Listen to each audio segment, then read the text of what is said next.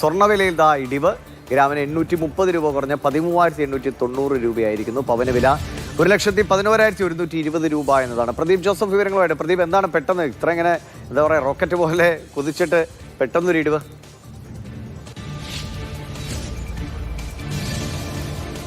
കഴിഞ്ഞ 5 ദിവസം മുൻപ് ഒരു റോക്കറ്റ് പോലെ കുതിച്ചുകൊണ്ടിരുന്ന സ്വർണ്ണവില ഏതാണ്ട് അതിനേക്കാളും വലിയ വേഗത്തിലാണ് താഴേക്ക് പോരുന്നത് എന്ന് പറയേണ്ടിയിരിക്കുന്നു.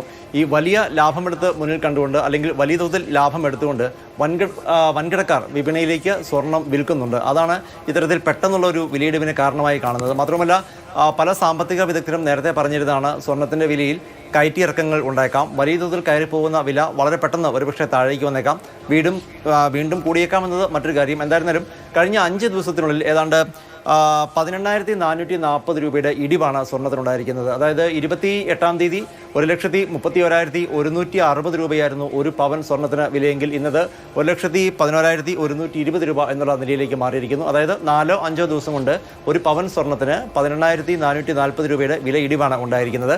അടുത്തേതായാലും 1-2 ദിവസങ്ങളിലേക്കെങ്കിലും വില താഴേക്ക് തന്നെയായിരിക്കുമെന്നാണ് വിപണി വിദഗ്ധർ പറയുന്നത്. അതിനുശേഷം മുൻപ് പറഞ്ഞതുപോലെ ഒരുപക്ഷെ വില കൂടിയേക്കാം. പക്ഷേ തൽക്കാലം കയറിയും ഇറങ്ങിയും വിപണി ചാഞ്ചാടി നിൽക്കാൻ തന്നെയാണ് സാധ്യത. അതേസമയം ഈ സ്വർണ്ണത്തിൻ്റെ വില വളരെ പെട്ടെന്ന് ഇടിയുന്നത് കണ്ട് അതുകൊണ്ടുകൂടി കൂടുതൽ സ്വർണം വിപണിയിലേക്ക് ഇറക്കി വിറ്റ് പരമാവധി ലാഭമുണ്ടാക്കാൻ ശ്രമിച്ച് കൂടുതൽ സ്വർണം വിൽക്കുന്ന ആളുകളെയും വൻ ലോക വിപണികളിൽ കാണാൻ സാധിക്കുന്നുണ്ട്. അടുത്ത 1-2 ദിവസങ്ങൾ എന്തായിരുന്നാലും വില താഴേക്ക് തന്നെയായിരിക്കാനാണ് സാധ്യത.